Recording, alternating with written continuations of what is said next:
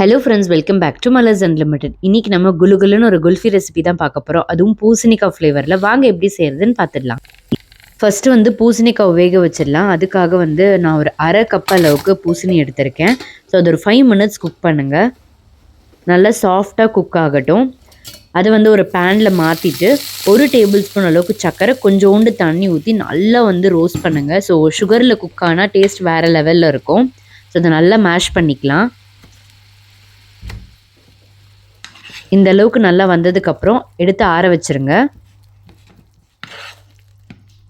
Next ஒரு பாத்திரத்தில் 1/2 litre அளவுக்கு பால் எடுத்திருக்கேன். அது நல்லா காஞ்சி வரட்டும். காஞ்சி வந்ததுக்கப்புறம் 1/2 கப் அளவுக்கு மில்க் பவுடரு, 1/2 கப் அளவுக்கு க்ரீம் ஆட் பண்ணிக்கோங்க.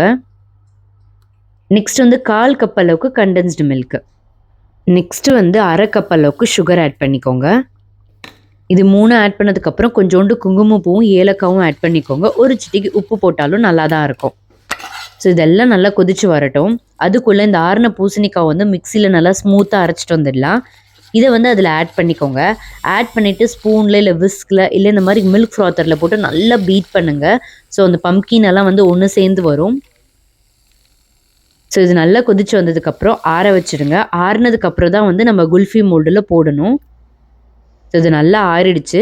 நீங்கள் குல்ஃபி மோல்டு இல்லைன்னா டம்ளரும் ஒரு ஐஸ்கிரீம் ஸ்டிக்கும் வச்சு ஃப்ரீசரில் வைங்க. ஐஸ்கிரீம் ஸ்டிக் இல்லைன்னா ஸ்பூன் கூட வச்சுக்கோங்க. ஒரு 4 ஹவர்ஸ்க்கு அப்புறம் நம்ம குல்ஃபி சூப்பராக ரெடி ஆகிடுச்சு.